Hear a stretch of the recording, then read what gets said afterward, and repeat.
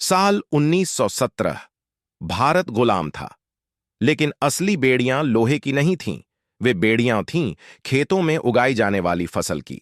नील की फसल, जिसने बिहार के चंपारण के किसानों को जिंदा तो रखा, लेकिन आजाद नहीं रहने दिया। और तभी वहां पहुंचा एक आदमी, बिना सेना, बिना हथियार, सिर्फ सत्य और अहिंसा के साथ।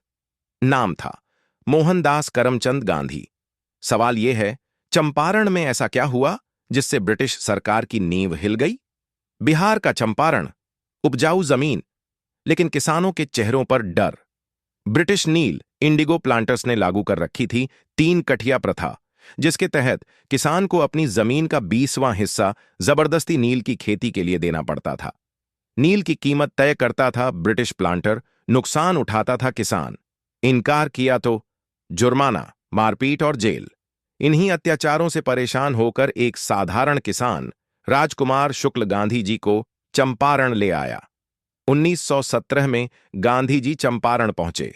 उन्होंने भाषण नहीं दिया, पहले गांव-गांव जाकर किसानों के बयान दर्ज किए।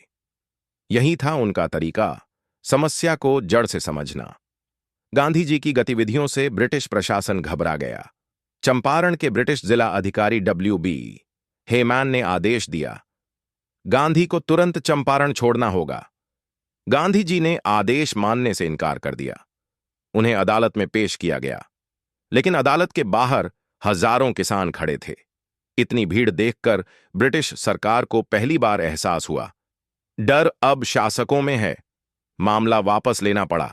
यही था भारत में नागरिक अवज्ञा आंदोलन का पहला व्यावहारिक प्रयोग। ब्रिटिश सरकार ने दबाव में आकर चंपारण इंक्वायरी कमेटी बनाई। इस समिति में शामिल थे गांधी जी, ब्रिटिश अधिकारी और नील प्लांटरों के प्रतिनिधि समिति के अध्यक्ष थे FB टेलर। जांच के बाद सच सामने आया, लेकिन सबसे बड़ा बदलाव यह था, 3 कठिया प्रथा समाप्त, किसानों को मुआवजा, जबरदस्ती नील की खेती पर रोक। चंपारण कोई साधारण आंदोलन नहीं था।